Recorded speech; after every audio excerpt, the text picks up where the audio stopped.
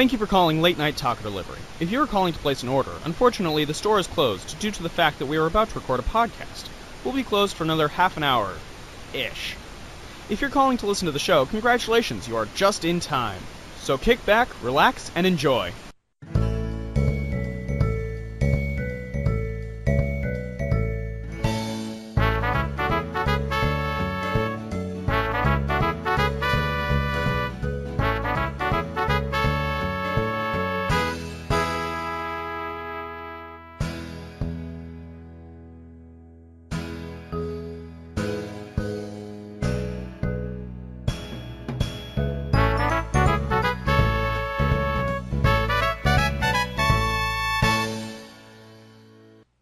Ladies and gentlemen, children of all ages, welcome to Late Night Taco Delivery. Late Night Taco Delivery! Yay! I'm your host, Daniel Gill. And I'm Jonathan Knoll.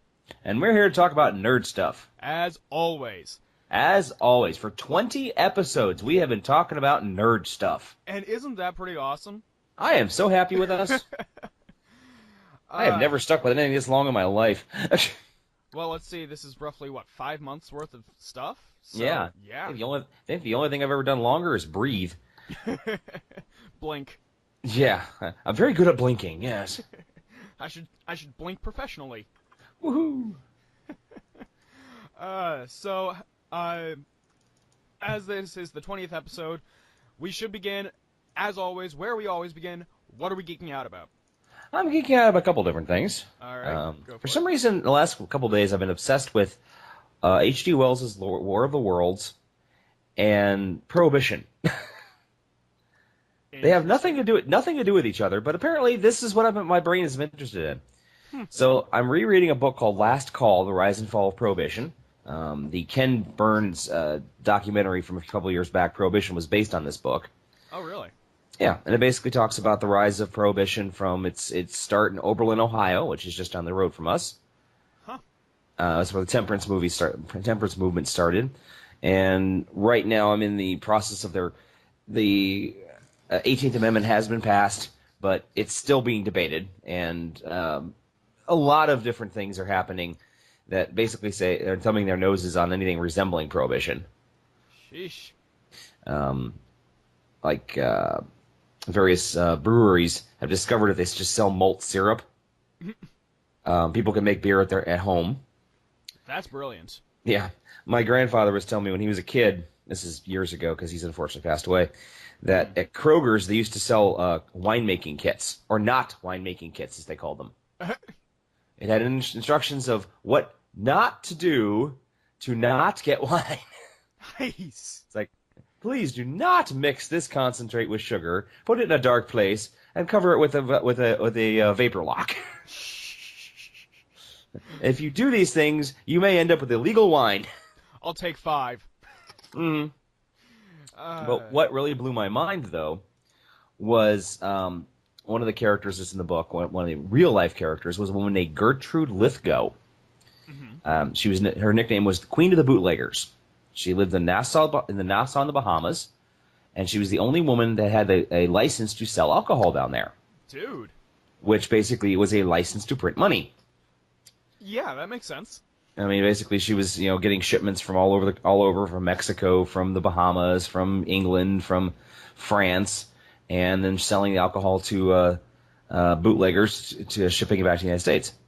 But what cracked me up the most was she was a 35-year-old former stenographer who was born and raised in Bowling Green, Ohio. Oh, wow, that's crazy. I need to find more about this woman. Yes. Keep me updated, man. Yeah, I'm going to check with the Wood County Historical Museum. And apparently she wrote an autobiography, so I'm probably going to end up ordering it off Amazon. Do it. Mm-hmm. And the other thing I've been doing is finding everything I can about War of the Worlds. Been downloading a couple documentaries about, the panic that Orson Welles caused in 1938. Oh, I love that radio play. It's a great radio play. I've also downloaded the 50th anniversary that was aired back in 1988 by NPR. I found a copy of that. Nice. I found a copy of a documentary from like the 1950s, which I have not had a chance to watch yet, but it looks rather interesting. Yeah, to be totally honest, the only adaptation of War of the Worlds, that I've actually ever experienced is just the radio show. Okay. I've never seen any of the movies. I recommend the George Powell version from the 50s. It was actually very well done. Okay. Not a big fan of the Tom Cruise, Steven Spielberg one. Don't get me wrong. I mean, it was very competent filmmaking, but it's just they were reaching on that one. Fair enough. But one of my favorites is a rock opera by a guy named Jeff Wayne. Was released in 1978, and it's basically, the only way I can describe it is like a disco rock version of War of the Worlds. That may be one of the greatest sentences ever put together. It's actually very awesome because the narrator is Richard Burton, the actor. Oh my God, this just keeps getting better. Mm-hmm. One of the singers is the lead singer of the Moody Blues. Good Gilchrist. Fantastic music, actually. But there was a secondary one done in 2011 by Jeff Wayne. Mm-hmm. And the narrator is Liam Neeson. Oh, God. And his gargantuan cock. Which, of course, made it, bounded in my head is, this has to end up on Hollywood Babylon. How big is Liam Neeson's cock?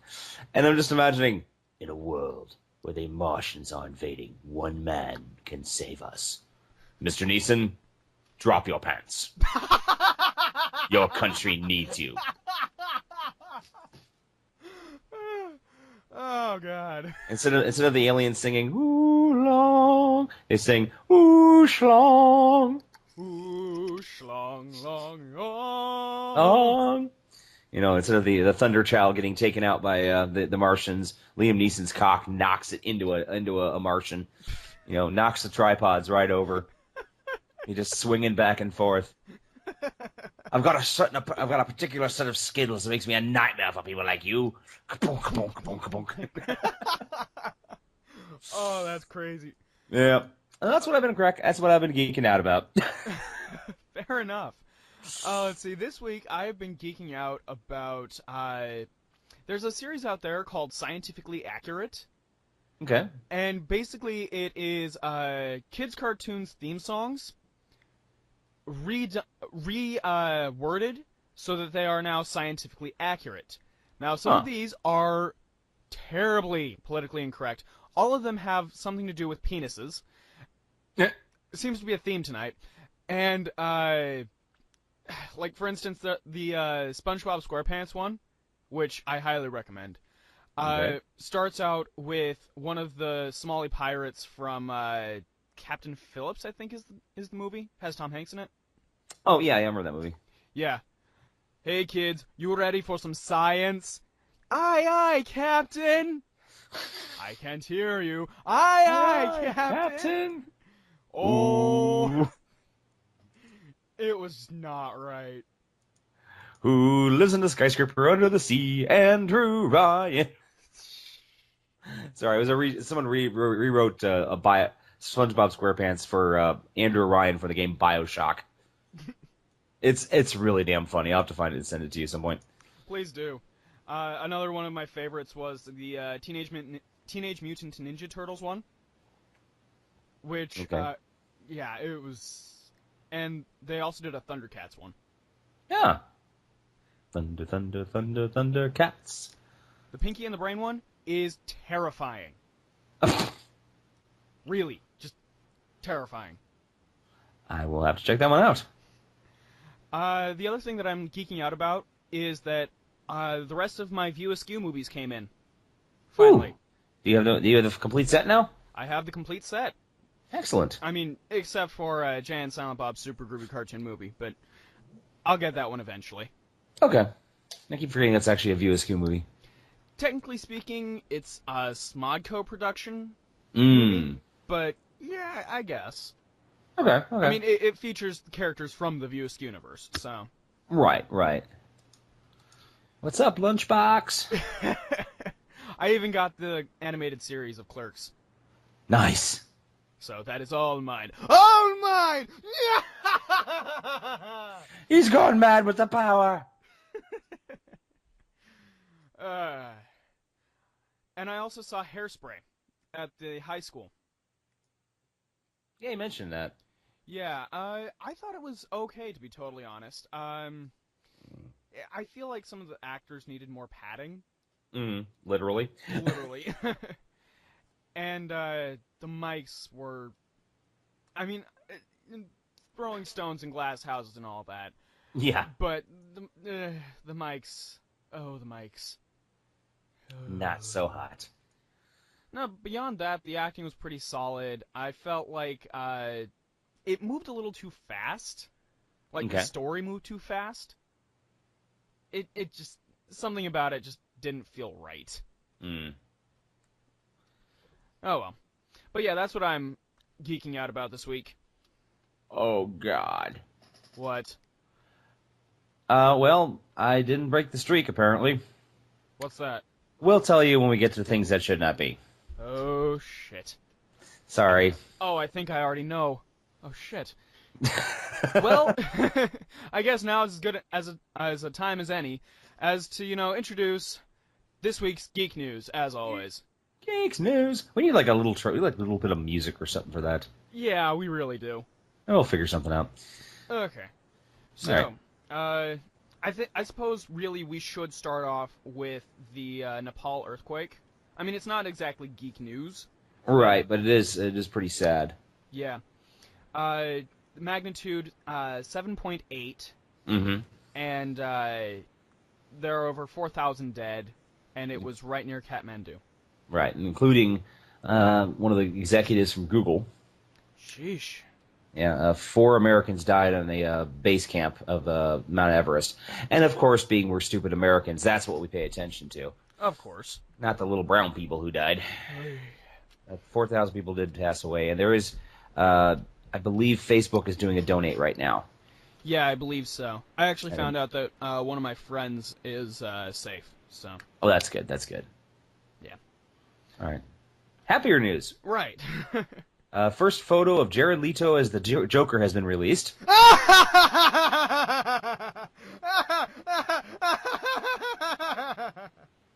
This is exactly how I hope he laughs. I take it you're not too impressed with the look? Let's just say I had a friend who posted on Facebook, "Get those grills off the Joker's face, Zack Snyder, or you are going to... director of Suicide Squad, or you're going to start asking people, do you know where I got these scars?" I nicknamed him Grand Joker J instead of Grandmaster Flash. Right. It flummoxes me as to how... He looks like a lot... Yeah, he does look like a lost member of the Insane Clown Posse. Yeah.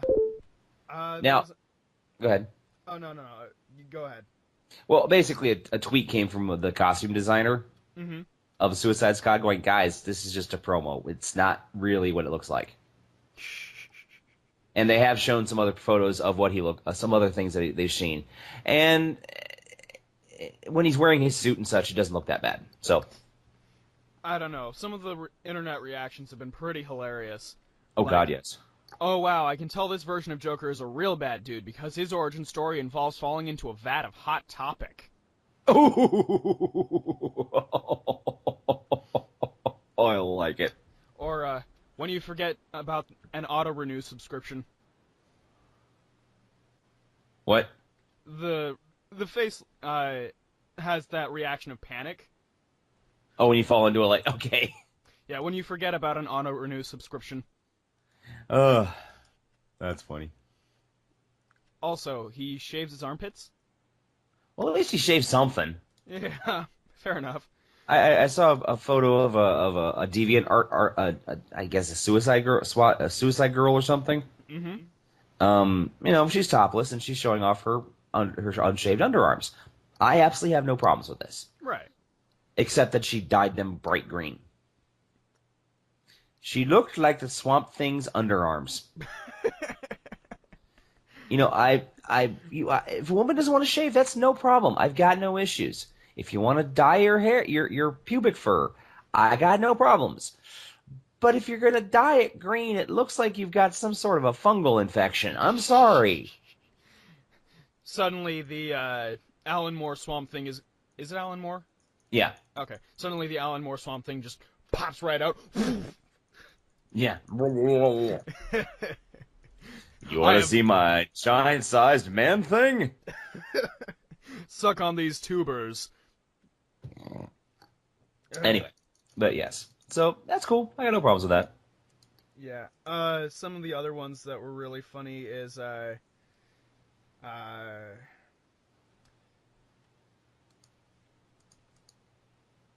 love the idea of the Joker taking time to carefully tattoo "Ha" all over his body. The Joker carefully applying Bactine and moisturizer. And there are just more. I'll share the post from Kotaku because it's funny. Okay. Well, staying with actors in superheroes or supervillains. Cody Smith McPhee has been revealed as Nightcrawler in the X-Men movie Apocalypse. Yes, I saw that. I'm impressed. He looks very cool. Mm-hmm. Though one of the shots I have, he looks just like Kurt Wagner, sorry. Though one of the shots, being that Apocalypse is set in the 80s, he seems to be wearing a Michael Jackson Thriller jacket. Yes, I saw that. Which I'm not sure if it's hilarious or just awesome. Is it too much to ask for both?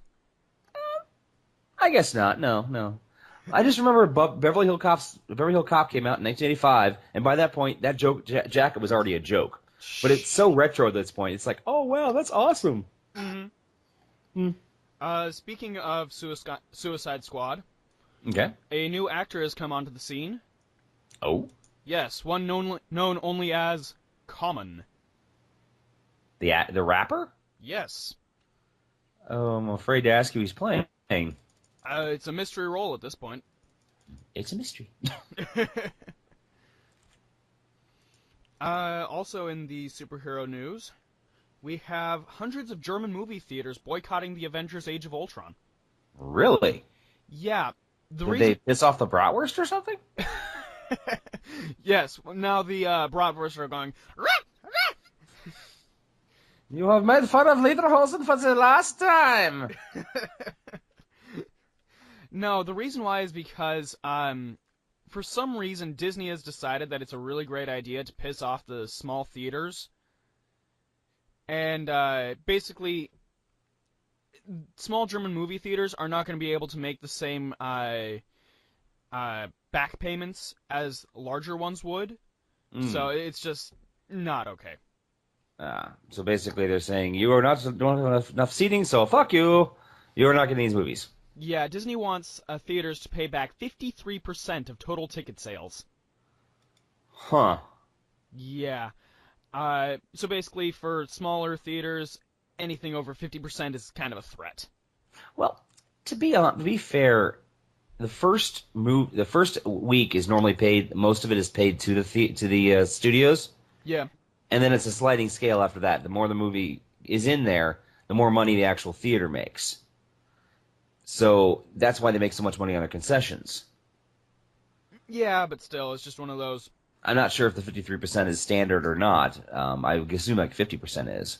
Yeah, something like that. But yeah, it's just one of those. Small German movie theaters are not happy. I would imagine so. Be like trying to get with the Clazel, which was, used to be a movie theater in BG, so trying to pay for first-run movies, and they just tanked because they could never afford it. Yeah. All right. Speaking of superheroes, as we're continuing to do, rumor, is Disney nearing a deal with Universal for Marvel theme park rights? That'd be pretty awesome.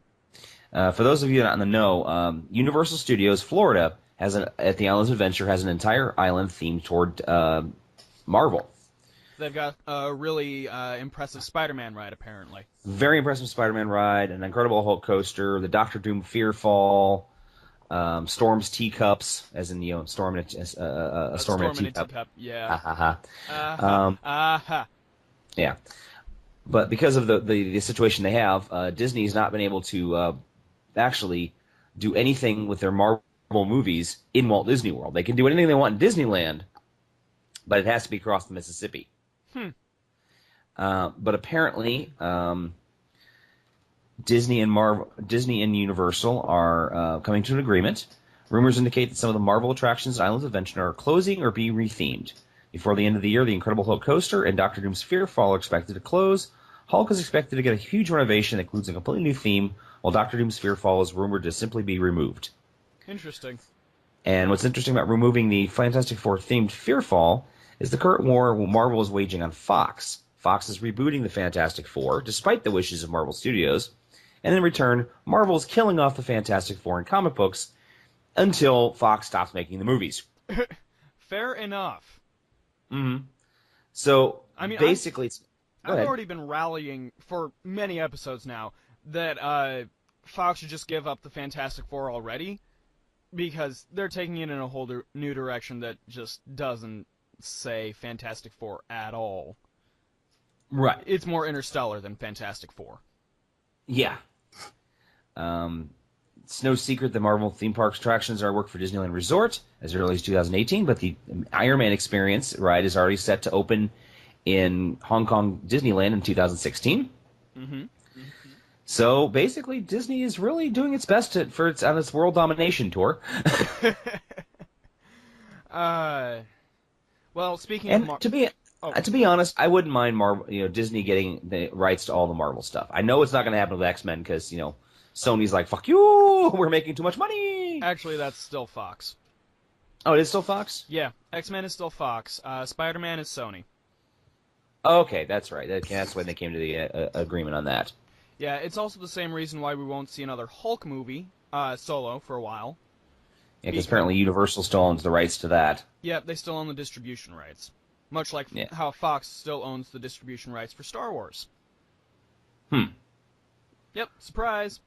That'll be interesting.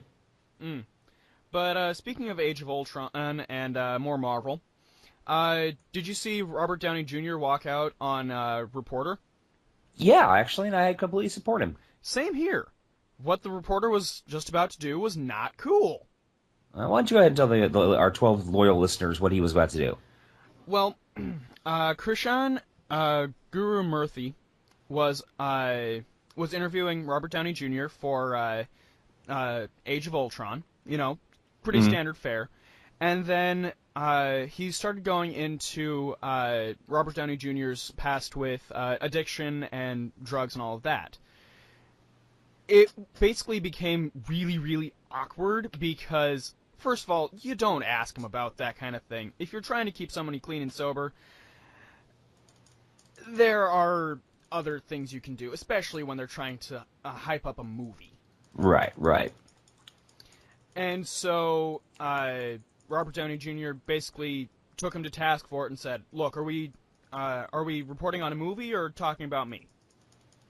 So it just kind of fell flat from there, and he just walked out. Mm-hmm. And I'm good on Robert Downey Jr. for cleaning his life up and turning it around. Mm-hmm. I do think it is hilariously ironic, though, that what it was that actually got him turned around. What's that? He was driving with a car full of drugs, high off his ass, was hungry, pulled into a Burger King, got a cheeseburger, went to the ocean to eat it, discovered it was the worst goddamn cheeseburger he's ever had in his entire life, decided he did not want to live in a world with drugs, and he did not want to live in a world with bad hamburgers and drugs, threw both the drugs and the hamburger into the ocean, and has been sober ever since. Impressive. What's even more hilarious is in the original Iron Man movie, what's the first thing he gets when he gets out of captivity? Oh my god. A Burger King hamburger. Oh, that's beautiful. Whether Burger King was paying for that or that was a subtle nod to what he was doing to his own life, I don't know, but it's still funny as shit. Oh, that's brilliant. Oh man. The other thing that I'm glad that he walked out on this one for, Krishnan Guru Murthy is the same guy who convinced America that Michael Jackson was a pedophile. Yeah, fun fact that. Well, there is a lot of proof. Unfortunately, there's quite a lot of proof about that. But you know what? Michael Jackson gave so much to the kids of the world. It's time for the kids to give back. I am instantly uncomfortable and moving on. That's a Jay Leno joke, man. You can't blame me for that one. Call of Duty Black Ops 3 has released a trailer for its game. Now, as usual, I'm gonna guess things are gonna blow up. Yeah, and it looks military. I don't play these games for that very reason. Okay, I don't know if this is an actual game or not, but I remember reading a Tumblr post and then something about it later on. The idea is that it's the 1950s, and a virus is released which attacks only able-bodied men, basically turning them into ravenous zombies. And the only ones that can fight them are housewives and small children, using the weapons that they have, like ironing boards and lunch boxes and 2x4s. And this originally was a Tumblr post, and apparently someone took this to task and is making a video game of it. I want to play this too. I think this looks awesome. Yeah. It's an amazingly hilarious, subtle dig on, misogyny in the 50s. Mm-hmm. And mixed with 50s paranoia movies. Nice. And I'm like, someone needs to make this. I think someone is making this. I got to track more information down about this. So anyway, truly perfection. Black Ops 3. What do you got to say about it? Nothing. I just was letting people know that it's got a new trailer out. Cool. Not a huge gamer, though. I was watching a funny game called Spooky's House of Jump Scares. Oh yeah.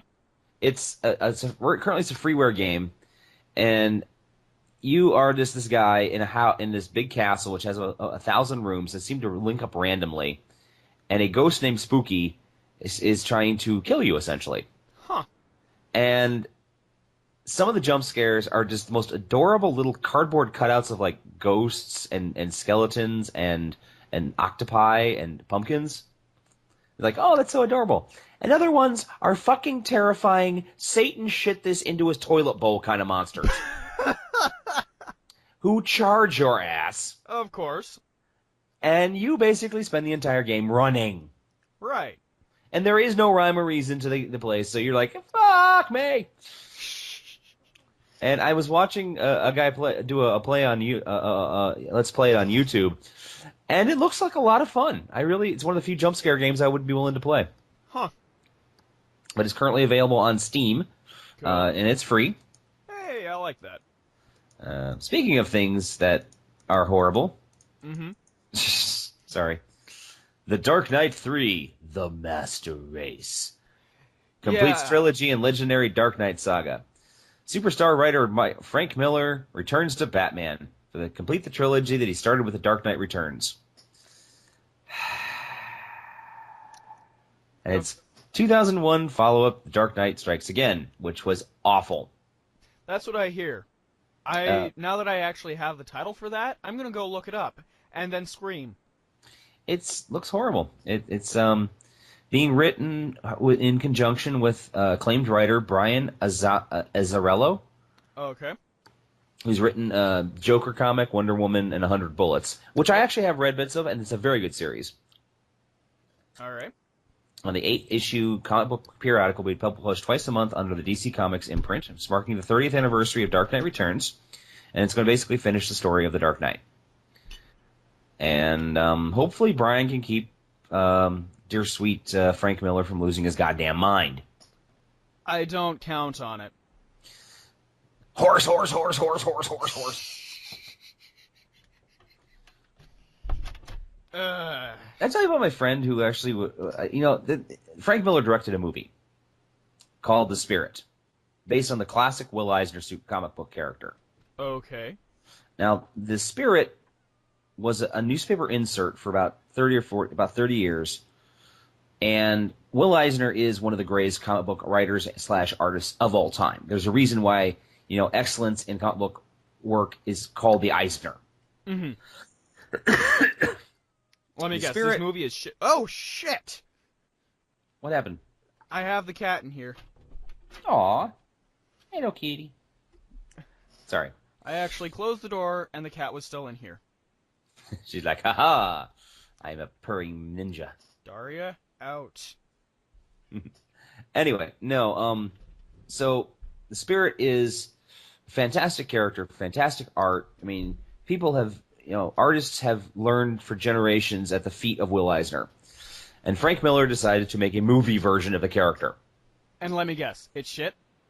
Oh, it's horrible. It's just awful. It's terrifyingly awful. But the funny thing is I had a friend of mine whose judgment I normally trust said, "Oh, the Spirit was awesome. You'll love it, Dan." And thankfully, before I had a chance to see it, he came back to me and said, "Dan, I'm so sorry." What do you mean? I watched The Spirit, and I thought it was a parody of superhero movies. I didn't know it was trying to be serious. Oh.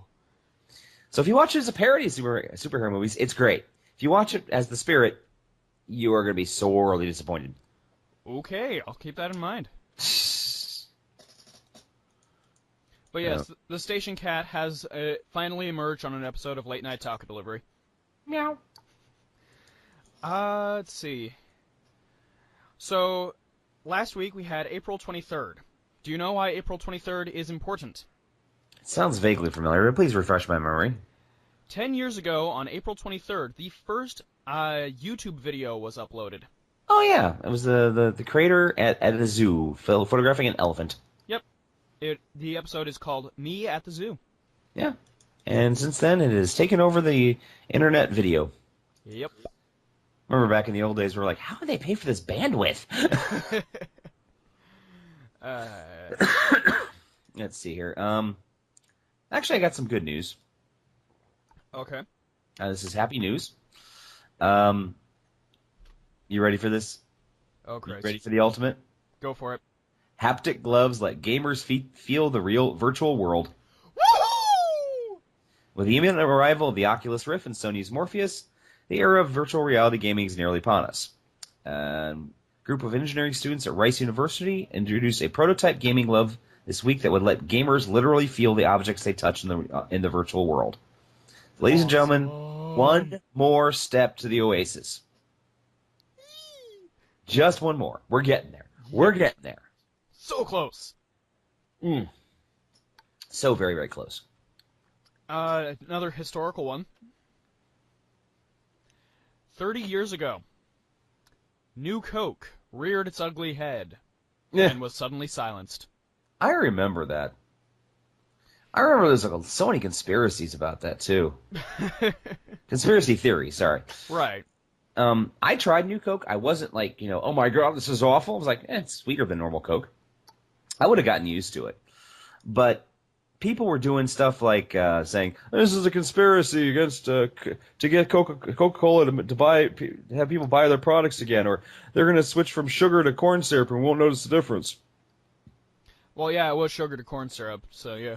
Yeah, but that was not the real reason. I think it was honestly because Coke wanted, to try to outsell Pepsi. And they wanted to, shake things up, so to speak. And the funny thing is the president of Coca-Cola in response to the rumors is, we're not that smart and we're not that stupid. Speaking of conspiracies, I got some bad news for you, man. Uh-oh. Remember that Tomorrowland box we were talking about? Yeah. The one from the Disney archives? Mm-hmm. Completely faked. Fuck. It was all designed to drum up interest in the Tomorrowland movie, which looks fantastic. Oh, yeah. But the other thing is they've actually released a couple prequels for the movie, including 3 minutes of animation for the Plus Ultra campaign. Yeah, I noticed you posted that. I never got to watch it. Yeah. The general idea is that back in the late 1890s, 4 of the greatest minds in the world got together, Gustav Eiffel, Jules Verne, Thomas Edison, and Nikola Tesla, and decided they wanted to try to make the world a better place through science. I'm surprised 2 of them had the good sense to put down their egos. Yeah, that's one of they actually mentioned that in the prequels, is that Nikola Tesla and Thomas Edison hated each other, but they worked together for this project. Fair enough. And as time went on, the Plus Ultra program added more dreamers and inventors and scientists and so on and so forth, people that could work together without worry of money or personal egos, and to try to create a Tomorrowland. And what they ended up doing is they accidentally ripped a hole in time and space and found an Earth-like planet that had never been spoiled by humans. And that's what Tomorrowland is. It's where the best and the brightest went. Cool. But, of course, human greed and human avarice gets involved, and that's what the movie's about, is basically they've got to, stop that. They've got to, George Clooney and the teenage girl have to fix that. And it's sort of like a reverse of it. It's like BioShock Light. It's like a reverse of an Ayn Rand novel. It's like, good competition and capitalism are good things, but you have to make them work for you, not against you. And I'm really looking forward to the movie. I've already talked to my dad, and he and I are going to go see it. Cool. So, yay!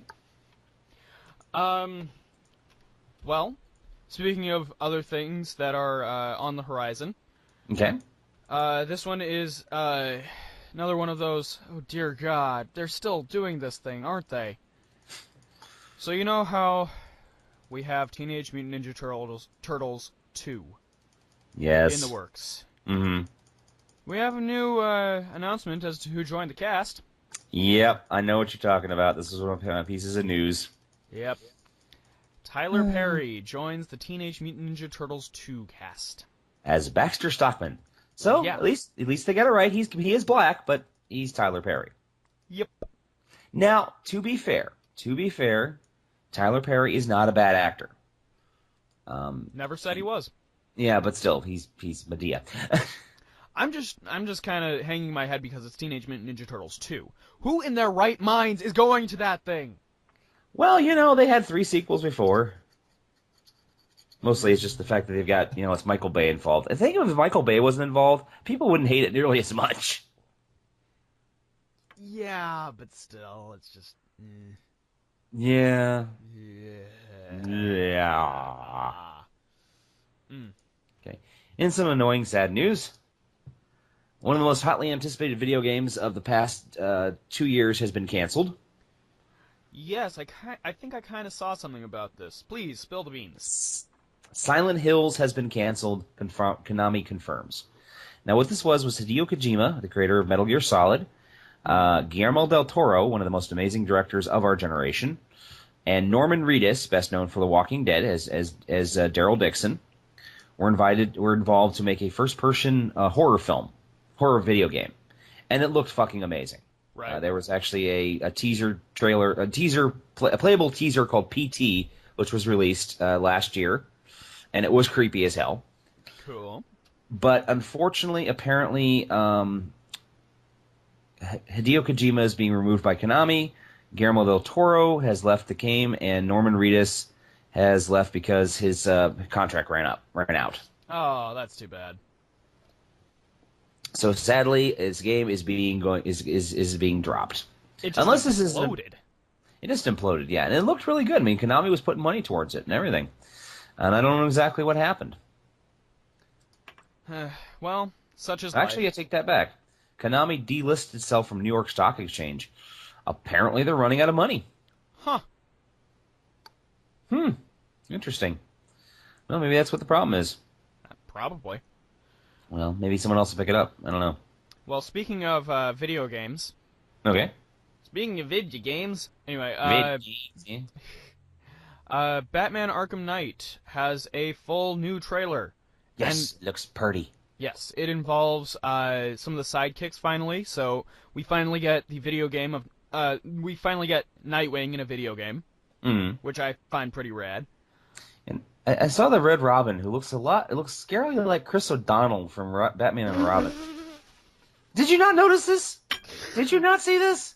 I didn't put that together, mainly because I hate the Schumacher movies so much. I've only really watched them ever twice.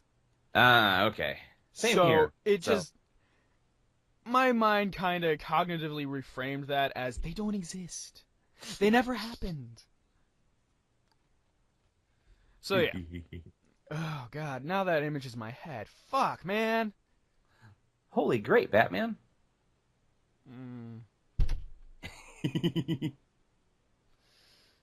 So yeah, Arkham Knight.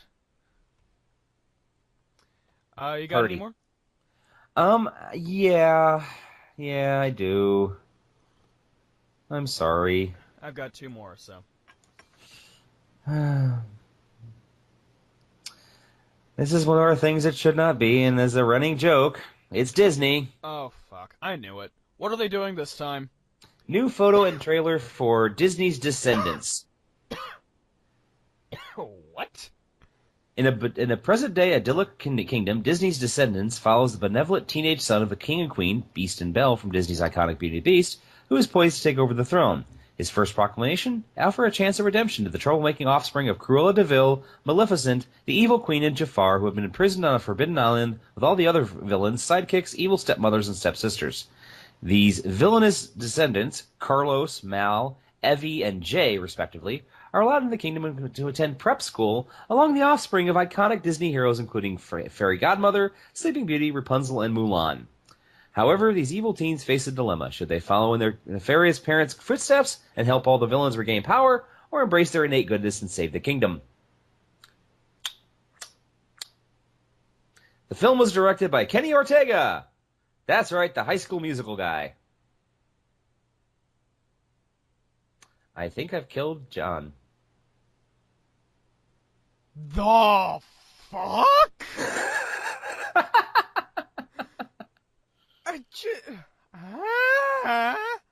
I'm going to post this to the page because you need to see the costumes. I want to get your on radio. I want to get your on air reaction to what these costumes look like. Do. Post.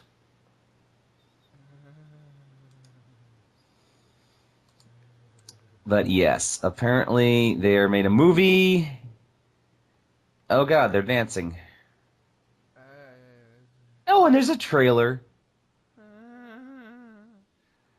Oh, Disney. If you didn't own Star Wars and Marvel, I'd be so angry at you right now.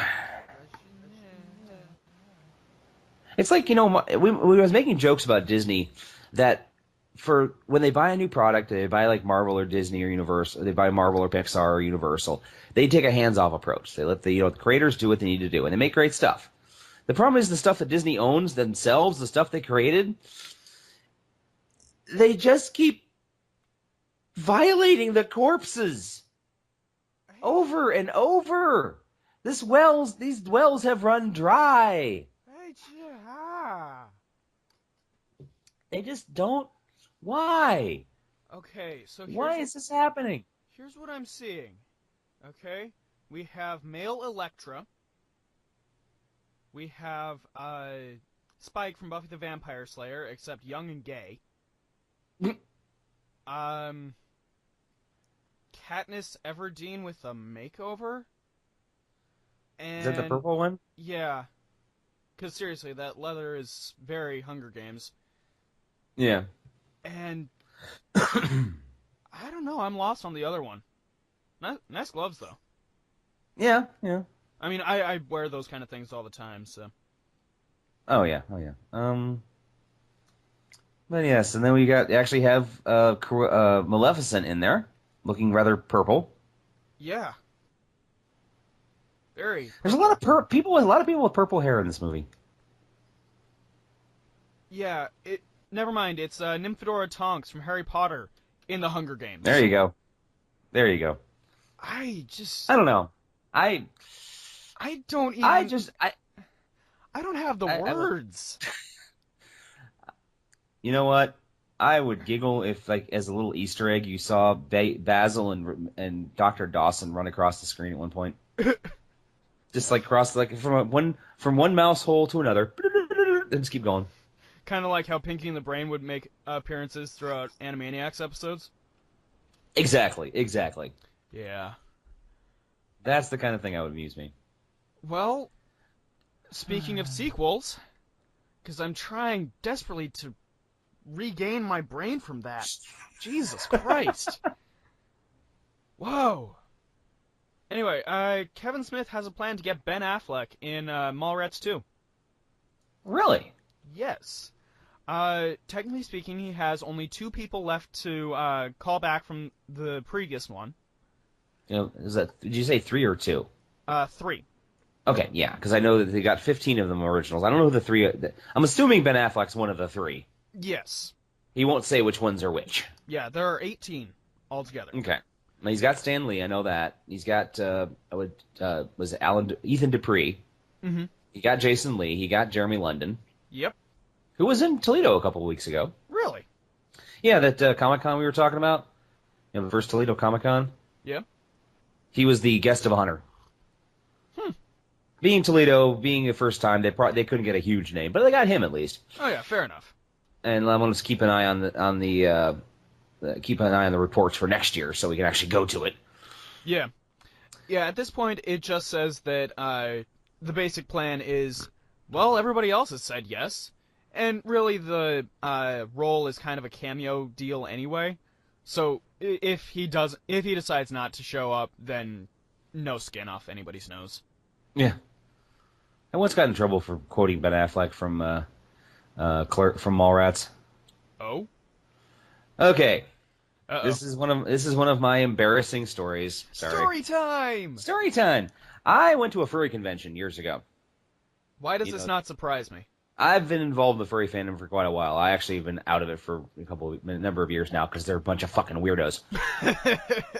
But no, back then I used to like the art, and I used to think it was really cool that you could take anthropomorphic animals and tell stories, and I thought that was nifty. Then sex got really disturbing. People are like, oh, it's all about the porn. I'm like, not for me.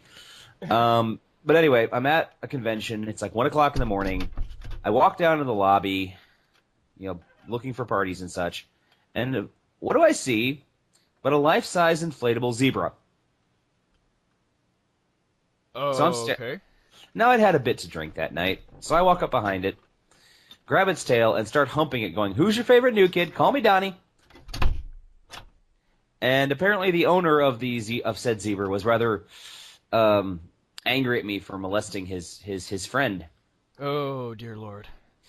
And it wasn't so much the fact that I was, doing something to the zebra. It was because I didn't ask its consent. It's an inflatable zebra. That's what my attitude was, but he was very dead set about this. To each their own? Thankfully, everyone else in the room was just laughing their asses off because they got the joke. Of course. Anyway, so yes, that's one of my many embarrassing stories. All right. Speaking of which, did I ever tell you about when I met John Waters? You've told me, but I don't think you've ever mentioned that on the show. Okay. I think I'm not sure if I told Tim or not about this. Tim has, our friend Tim who did the Star Wars episode, has declared I should be a Kevin Smith character.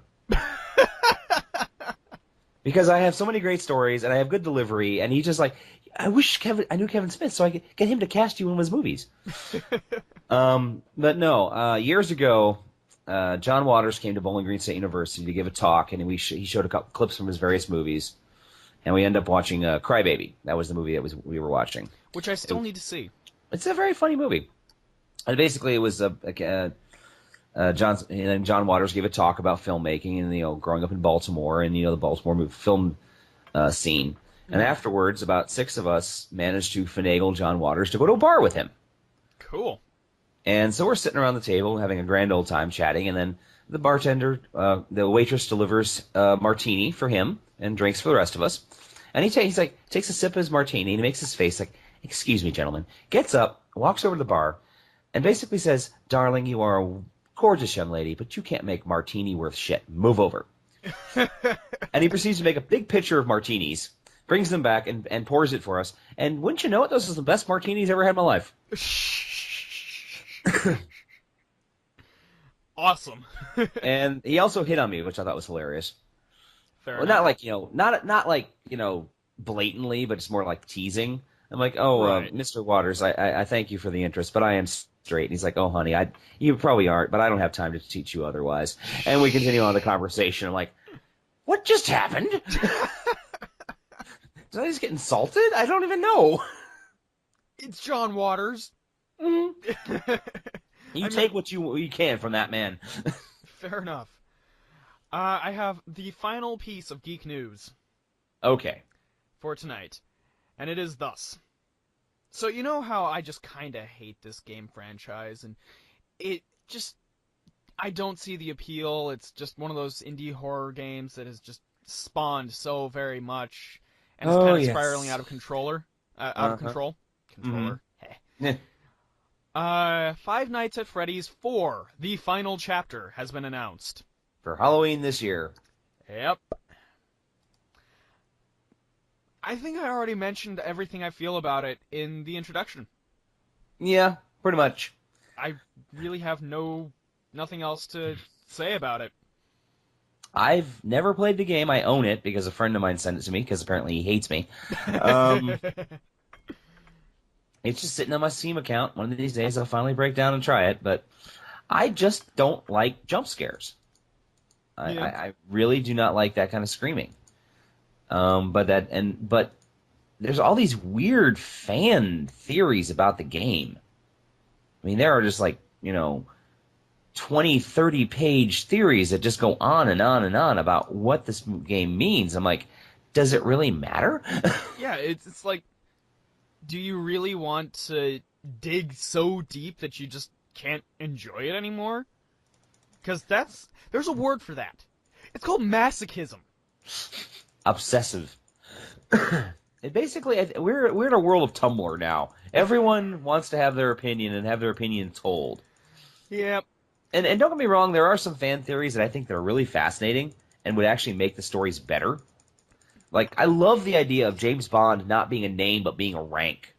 Yeah, that'd be pretty awesome. That would explain why there's been all the different actors that have played the character. That it's not the same man. And they go and retire somewhere.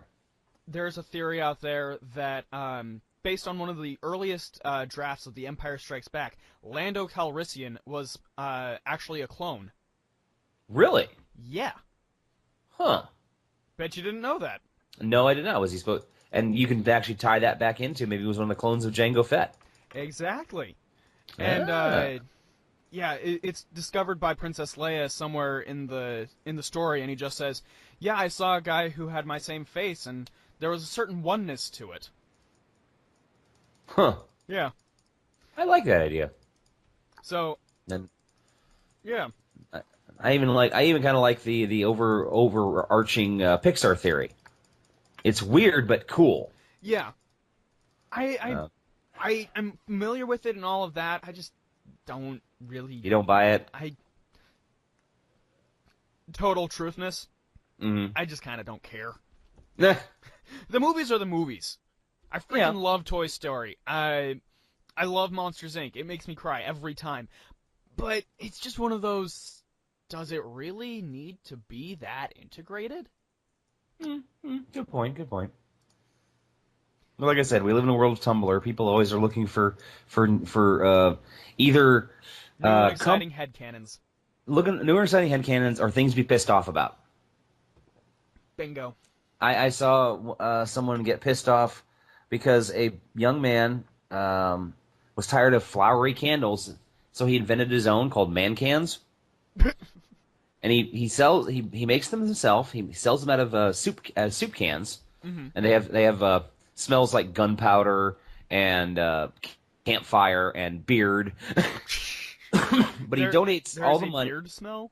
Apparently, but he donates the food to soup kitchens, and he donates a portion of his profits to help the homeless.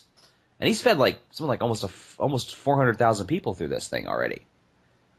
And some Tumblr jerk gets pissed because she says it's misogynistic because they're called man cans.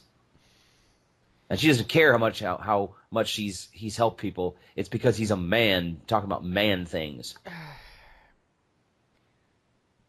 But to be fair, pretty much everyone else on Tumblr thinks she's an idiot. Yeah.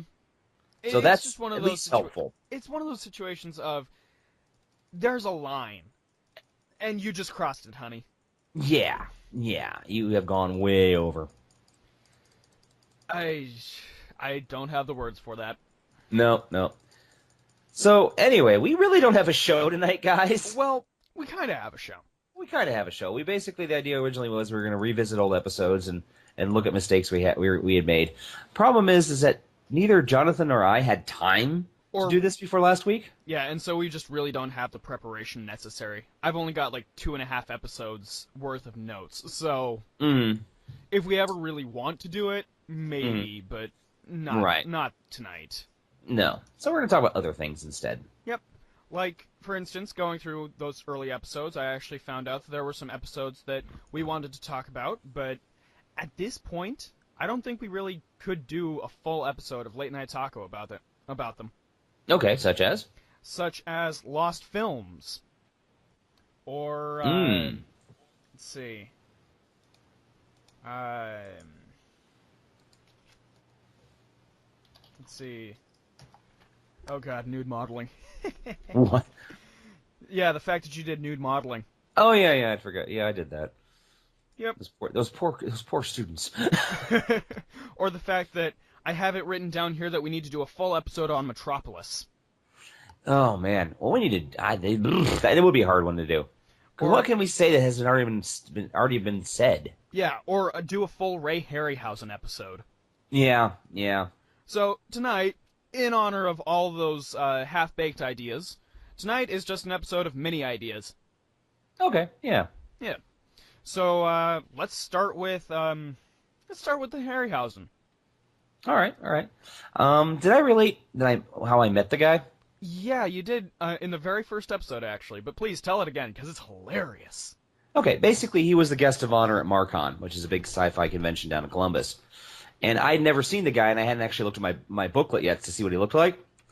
So there's this big case full of all the armatures and such he's built over the years. And I'm just like in awe because, man, made Jason the Argonauts, he made Beast of 20,000 Fathoms, he made 20 Million Miles to Mars, he made Earth versus the Flying Saucers, Golden Voyage of Sinbad, Clash of the Titans, true classics of stop motion. The man was a genius when it came to it. He is undoubtedly the greatest stop motion animator of all time. Undeniably. I will argue anyone to the ground on that. I mean, there's been some other fantastic stop motion movies. There's been, Night Before Christmas, The Adventures of Mark Twain. Basically, the work of Henry Selick, the work of Tim Burton, et cetera, et cetera. Yeah, amazing work, but they've all been inspired by, Harryhausen. Yeah. So there's a little old dude standing next to me. He's like, "So what do you think of this Harryhausen guy?" And I'm basically gushing just like I am now. Right. And I'm like, oh my god, it was amazing. And Jason the Argonauts, the skeleton scene, that was so much work. And one of my favorite movies of all time is Clash of the Titans because I love that movie. It's like, yeah, animating all those snakes was a bitch. And I do a double take. I'm like, Bear? He's like, hey, Ray Harryhausen, son, how you doing? And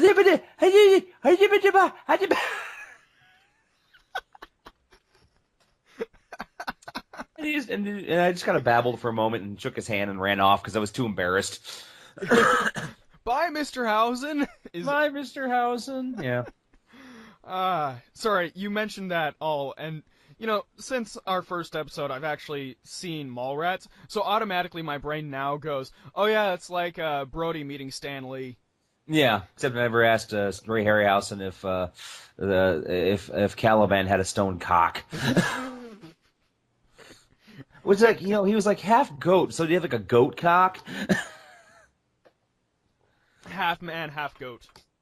Exactly. They have like a goat penis. So it was like, was it like, really well hung, or what was it, man?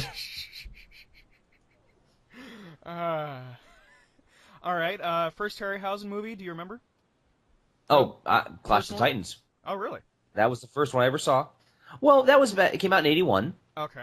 And I don't remember if I saw it in the theaters first or if I saw it on the movie channel. If I had to guess, I'd probably say the movie channel, because my dad's a big cinephile. He's the one that gave me my love of movies. Right. So he always had the movie channel or premium channel in the house. So it came on, we watched it. I'm like just in awe. I thought it was really, really cool. Plus, I grew up on the stories of Greek legends. Right. So did I. I mean, I grew up with the story of Perseus and the Gorgon and the Kraken, and I grew up on the Minotaur and all the other stories that have happened over the years. So, and as time went on, I got, hit 15, 16 years old, and I got more pretentious. As every 15 and 16-year-old probably does. Right. And I'm like, I am a film auteur now. I shall go to the video spectrum and rent movies that are classics. So I rented like 4 or 5 of his movies. Mm-hmm. I rented Beast of 20,000 Fathoms. I rented Jason the Argonauts. I rented Golden Voyage of Sinbad.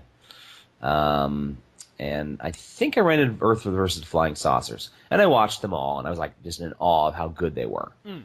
You know, just an amazing work the man did, and just like trying to figure out how he did particular shots.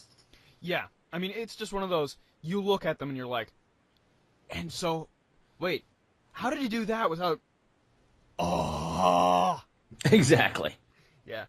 My first introduction to Harryhausen was through Jason and the Argonauts, and I also watched Clash of the Titans the same night. Ooh, that must have been a fun evening. Oh, it was awesome. And so, you know, it's one of those, you see the work of that person, and you just want more. Mm. And so, sadly, the day he died on, I think it was IFC, I actually got to see a documentary on basically his whole history, and it was fascinating work. And then they just played all of the movies right afterwards. Nice. So, for the longest time, we had those on the DVR drive. Since then, I have purchased my own copy of 6 films by Harryhausen. It includes Jason and the Argonauts, Clash of the Titans, Gulliver's Travels, has some of the Sinbad movies on there. It's a good set. Nice. Nice. But yeah, Harryhausen. Goddamn. Yeah, goddamn Harryhausen. Okay, I have one. This is completely off the topic, but I was thinking about this earlier today. Uh-huh. Is it bad that I recognize a porn star who shops at Walmart? What? Okay, there is a woman named Brandy. I'm not going to give her last name because I know that's not my problem. Right. She is from Bowling Green, Ohio. Mm-hmm. And she's a porn star. Good for her. The reason I know this is even more embarrassing. It's not because I watch her stuff. Okay. Back in 2004, I moved to Florida, and I was staying with some friends down in while I was looking for an apartment on my own. Mm. And it was late night, about 1 o'clock in the morning. I didn't have to work until the next day, so I'm like, I'm on their computer poking around, and I go to IMDb to see what one of my old classmates is doing. I went to school with a guy named Dirk Cheatwood. He's an actor out in California. Right. He's been on General Hospital, and he was in The Postman, and he was in a movie called Frailty. He's not a big actor, but he's a working actor. He's had some good parts. Right. And while I'm on the IMDb checking to see what he's been doing, I see other actors from Bowling Green, and one of them says Brandy. And I look it up, and it turns out she's a porn star. And I'm like, huh. So just as an aside, I launch Google and I look up her name, and I find her website. And I just click on it, because why the hell not? So what's the first thing I see on the front page is her spread out in her all together. And who walks out of their bedroom at that moment but my friend's wife? Of course. You can't talk yourself out of a situation like that, man. I wouldn't even try. You can't explain that. No, I was actually looking for people from Bowling Green, Ohio. So anyway. Check my internet history. I dare ya. Yeah, I mean, I had not done anything else beyond that. Yeah. On this computer, anyway. So I noticed a couple months ago, I saw a woman comes to the store about once a month, and she looked really familiar. And she came through my line, like, you look very familiar. Do I know you? She's like, oh, I get that a lot. I'm like, uh-huh, okay. And in the back of my head, I'm like, you know who she is. So I did a little bit of internet research, and it turns out, yes, it is this porn star. And I checked out her Twitter just to see what was going on. Apparently, she lives in Findlay, flies out to California and Miami to do shoots, and comes to Bowling Green to visit her mom. So every once in a while, I see her walk through the store. I'm like, huh. But I just feel really weird that I recognize this woman because she does porn, but not the way most people recognize for doing porn. It just makes me giggle. Fair enough. Mm-hmm. Let's see. Ooh, this tea is good. We were going to talk about tea, weren't we? Yeah, we should talk about tea. We should talk about our favorite beverages. Yes. How did you discover tea? Oh, I grew up with tea. I mean, that's another way to say it. Probably my favorite tea when I was growing up was Orange Spice. Mm. I loved it with lots of sugar and a little cream, and it was very, very tasty. And then during the summer, my mom always had sun tea, a jug of sun tea out. Right, right. So I grew up on iced tea, obviously, which, to anyone out there who likes tea, Red Rose makes the best iced tea in the world. Fair enough. I don't really do a lot of iced tea. Totally honest.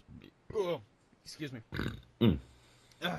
We are gassy tonight. Indeed. Well, this whole episode is a big vat of hot air. We should just call this the Belt Show. But yeah, let's see. The first teas that I remember are from Celestial Seasonings. That was before, I split with the Mormon Church and all of that, because they have a very strict no caffeine bylaw. Yeah. And so, when that happened, the first tea I remember was PG Tips. And that is amazing black tea. It's a Ceylon and Assam combination. Okay. I'm sorry. If anyone tried to get me to the Mormon Church and says, "Oh yeah, we believe in Jesus and da da da da, and these are things you're not allowed to do. I mean, no alcohol. Okay, I'm trying to stop drinking. No cigarettes. Yeah, I need to stop smoking. No caffeine. Fuck you and your entire church."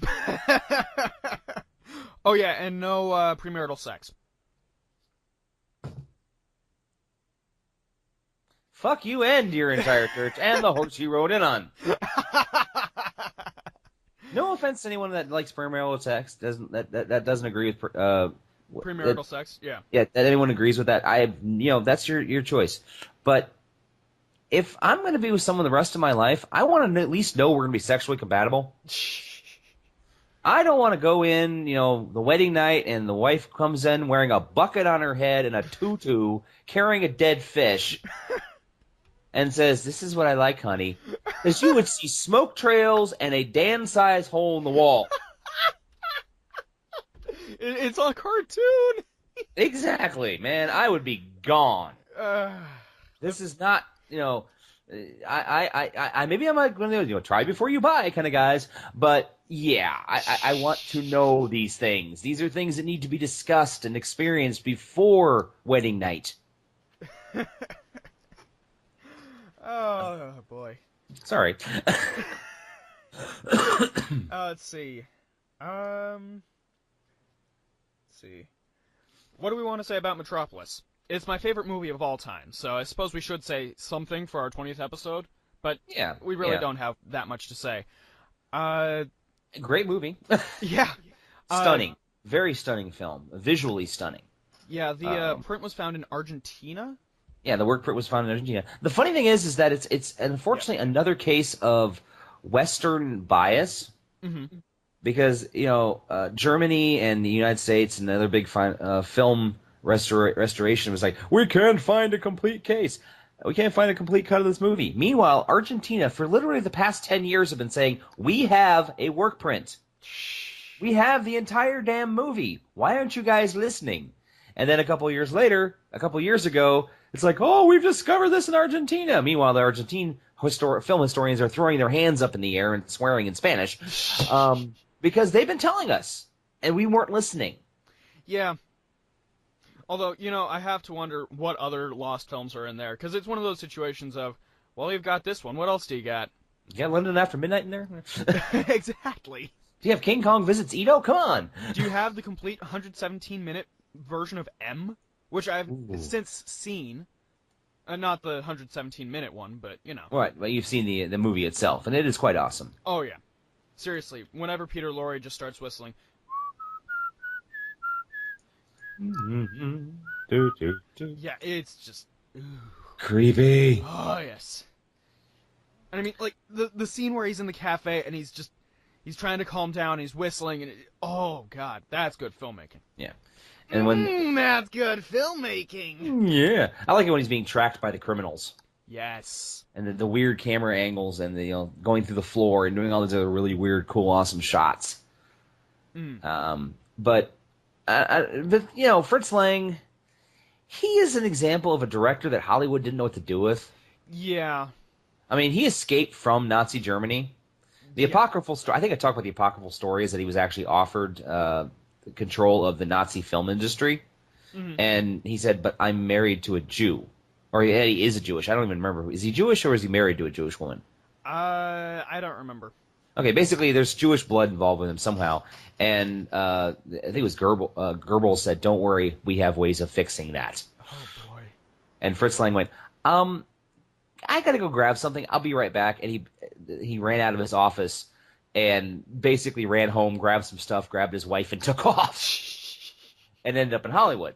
And he never really made another movie that was as stunning or as interesting as M or Metropolis. Yeah.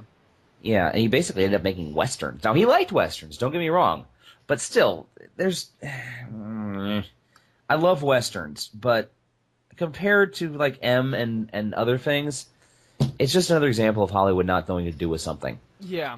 I mean, Peter Lorre is an amazing actor. He's so subtle. Mm-hmm. He can be so subtle. But when he got to America, they basically recast him as an overreacting oaf. Just watch Casablanca. Casablanca, 20,000 Leagues Under the Sea. Watch any caricature of Peter Lorre in a Warner Brothers cartoon. You Exactly. basically found him. Yeah, and it's sad. Yeah. But such is the Such is the curse. That. Yeah. No, there are other actors and actresses who managed to beat that curse. I mean, Greta Garbo. Exactly. She was a great Swedish actress who managed to go from silence to talkies and did it on her own terms, and then decided, you know what, I'm done acting. I've made my money. I don't want to do this anymore, and she walked away.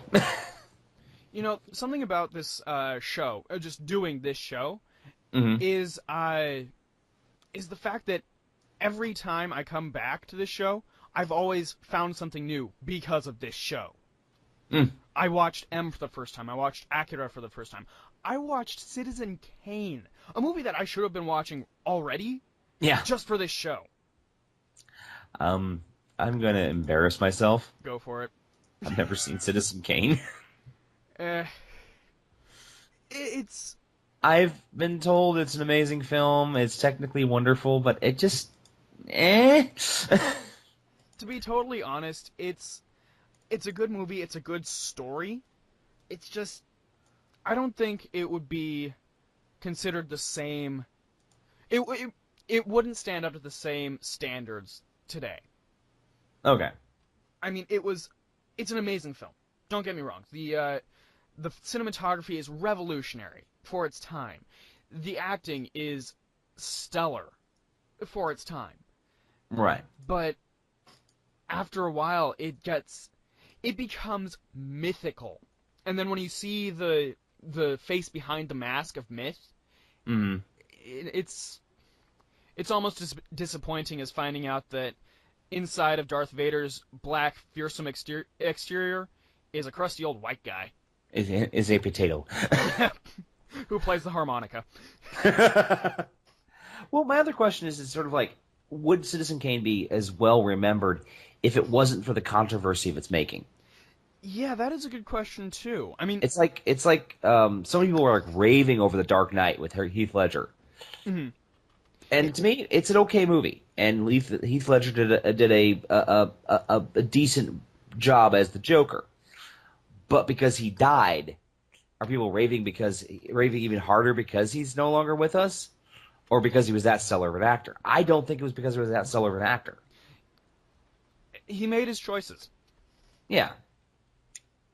I like the performance. I just have a hard time separating that. And that's part of the reason why I just held off from watching The Dark Knight for so very long, is because I didn't want my perception of the film to be tainted by the fact that, holy crap, a man died right after this.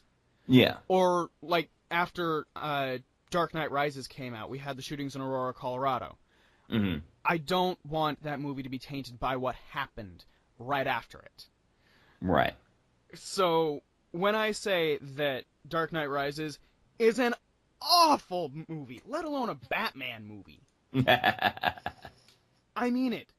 With every fiber of my being, I'm sorry that tragedies occurred.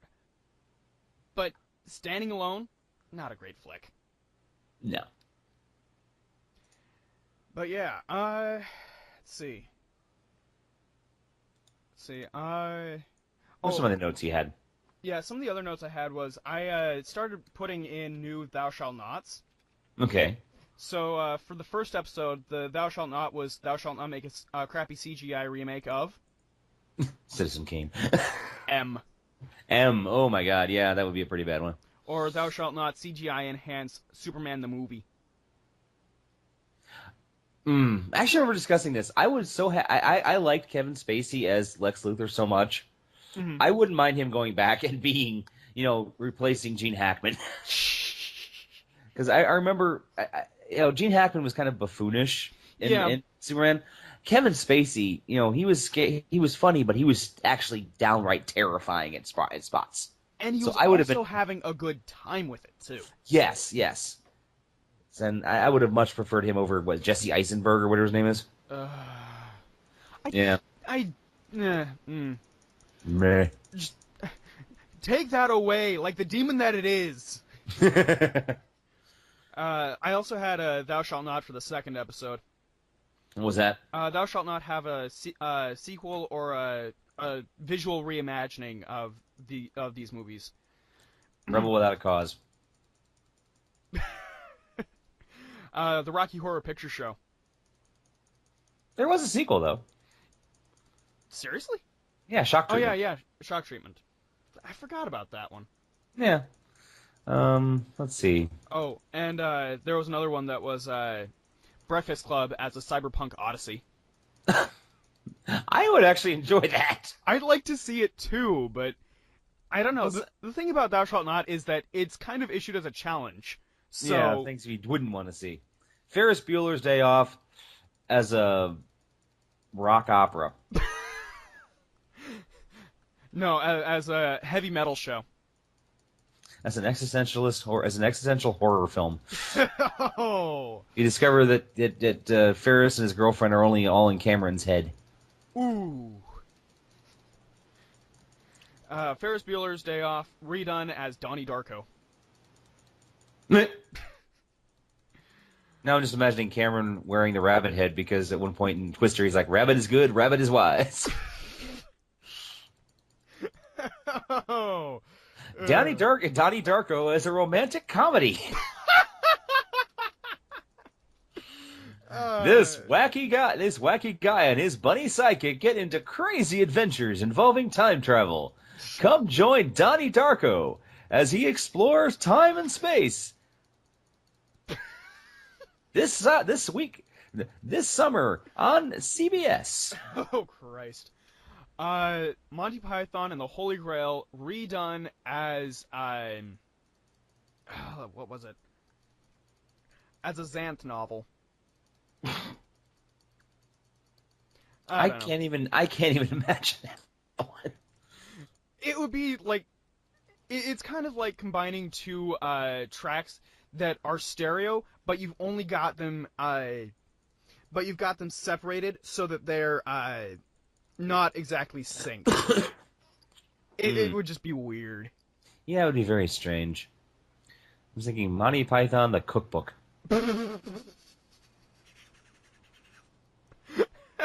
Oh Christ! This is an ex-parrot with flambe.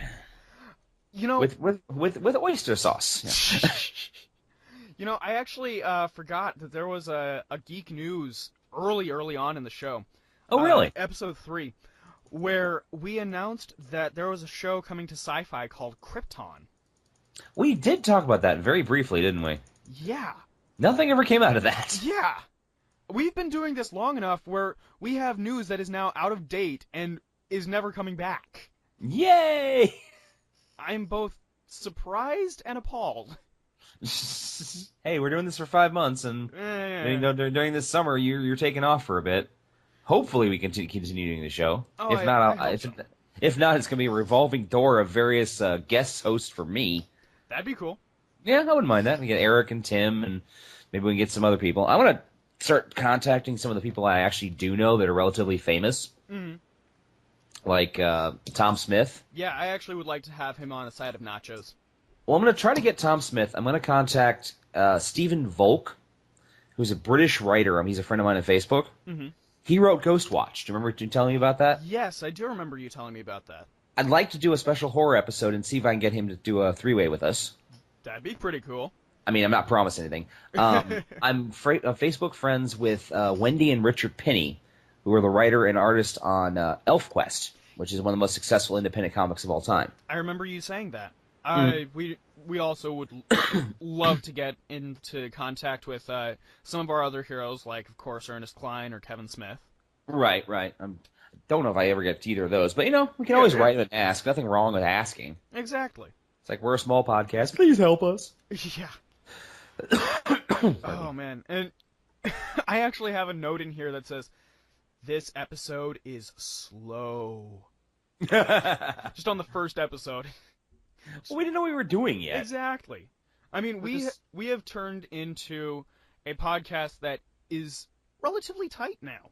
Yeah, I mean, even talking to your mom, she's like, I can tell a big difference between the original shows and what you guys are doing now. I'm like, thank you, mother. I know, right? Oh, man. But yeah, let's see. Yeah, I think that's all I've got. Yeah, I really don't have much myself. I mean, we were just going to shot some ideas back and forth. Yeah. We still managed to fill almost an hour and a half. Yeah. Although, someday we should do a full Disney episode. I want to do another two-parter. Yeah. Do Disney, do as much Disney as we can. Hell, we could probably do a three-parter, but with all much information we have. Oh, yeah. I mean, there's live action, there's animation, there's everything. Well, I was thinking we could cover Disney from his early days up till the success of Disneyland, then his passing, and Disney stumbling. Yep. The company stumbling until it was picked up by the Bass brothers, and then Michael Eisner and Jeffrey Katzenberg were put in charge, and they basically saved the company. Yeah. So yeah. Then when Katzenberg left, and Eisner lost his damn mind. And of course, Turnabout is Fair Play. We'll have to do an episode about Warner Brothers Animation. Yeah. And yeah. Do you have an idea for Thou Shalt Not this week?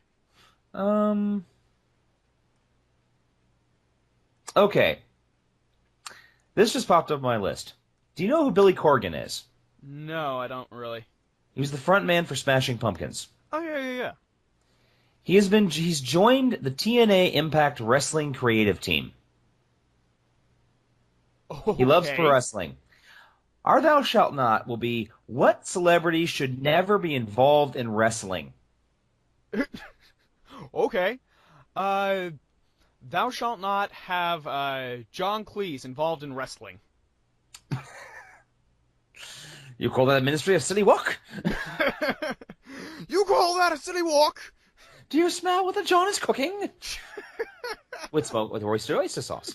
Oh. Thou shalt not have Pee Wee Herman ever involved in wrestling. You're not doing your right hook. Ooh, I know you are, but what am I? I know what you are, but what am I? Oh, Christ. Thou shalt never have Tom Selleck involved in wrestling. I mean, guy's already a badass, but involving Tom Selleck in wrestling would just be sad. It would just, be redundant by this point. I mean, Chuck Norris was involved in wrestling at one point. Yeah. I actually remember back in, the late 90s, they were trying to get Jackie Chan involved. No, they had this. They were trying to, had this one guy named Ernest the Cat Miller, who was a legitimate kickboxer and a wrestler, and he kept calling Jackie Chan out. It was really pathetic to watch. Jeez. Because they were trying to get, they were in negotiations to get Jackie Chan to be in a pay-per-view versus him, and it never went anywhere. So it was just one of those, dangling plot threads. Sheesh. Let's see. Thou shalt not have Nick Jonas involved with wrestling. Oh, hell no. I would love to see Nick Jonas. Just to see him get squished. No, that's... Same thing with Justin Bieber. I was just going to say, no, save that for Bieber. Yeah, Justin Bieber. Thou shalt not have any of the Kardashians involved unless it involves them getting beaten up over and over and over again with belts. Oh, Christ. Thou shalt not have, what's his name? Joel Schumacher involved with wrestling. Well, it is pretty big and gay already. Sorry, you got sweaty, muscular men rolling around in tights. Fair enough. There are people that watch this for porn, okay? Well, if that's the case, then thou shalt not have Nathan Lane involved in wrestling. Oh, he'd be in heaven. Oh. He'd come out in the middle of the ring. Heaven, I'm in heaven. And then he would never be invited back again. Rubbing himself up on Chris Jericho. Thou shalt never have... Okay, this is a weird story, but I never want to see Kevin James involved in wrestling. Okay. The funny thing is, he's actually a legitimate wrestler. Back in high school, he was he was the captain of his wrestling team, and guess who was a second in command, essentially? Who? Mick Foley. Oh my God. Yes, and Mick Foley has gone on record saying Kevin James is actually a much better wrestler than he is. Yeah, but I remember. He showed up on an episode of Plus One. Yeah, and apparently that Kevin James blew out his knee or something, so Mick Foley had to take over as the prime wrestler, and it got him really interested in doing professional wrestling. This just in, actually. Uh-oh. Yeah, breaking news. We have a this just in geek news. This never happens. We have Shredder for Teenage Mutant Ninja Turtles sequel. Wasn't there a Shredder in the first movie? I don't know. But okay. Brian T. is the name of Shredder. What's he been in? Let's see. Brian T. Brian, I would love a tasty cup of Brian T. Yes, let me go grab my Brian T-shirt. Let's see. He was in the Wolverine. Okay. He looks pretty badass. Yeah. Let's see. He's in Jurassic Zoo. Jurassic World. Jurassic Zoo. Wait, that was the first one, wasn't it? Yeah. Let's see. He was in the TV show Grimm. He was in Hawaii Five-0. Okay. That's probably where I saw him at. I used to watch Hawaii Five-0 when I was still with my parents for that short amount of time when I was rebuilding my life. Mm-hmm. And he was in the Fast and the Furious Tokyo Drift. Yep. He was in Bones. Okay. Not bad. Yeah. Pardon me. So there we go. Right. Holy crap. He's been in Agents of S.H.I.E.L.D. Oh, yeah. No kidding. Yeah. Toshiro Mori. That sounds very familiar. Let me do a double check on Google for that. Yeah, please do. Oh, and... okay. Okay, never mind. He was just... he's invented for the cinematic universe. Oh, and also we have Goodfellas. He was in Goodfellas? No, it's another story. The film's cast is reunited for the 25th anniversary screening at the Tribeca Film Festival. Oh, neat. Okay. Yep. So yeah, not like Ray Liotta's doing anything else with his life. He's one of those actors I felt bad for because he had such potential, and then he didn't. It wasn't like one of those guys that went druggy like Tom Sizemore or got involved in scandals. He just stopped getting good movies. That happens sometimes. Oh, this is funny. Sorry. What? Something just popped up on my Facebook feed. Mm-hmm. It's from the Baltimore riots. Oh boy. Well, apparently, a mother recognized her son as he was rioting. Caught up with him and started slapping him around the head. Jeez. Saying, "I raised you better than that. What the hell's wrong with you?" Oh, that's silly. Mm. All right, so our thou shalt not was thou shalt not have this celebrity involved in wrestling.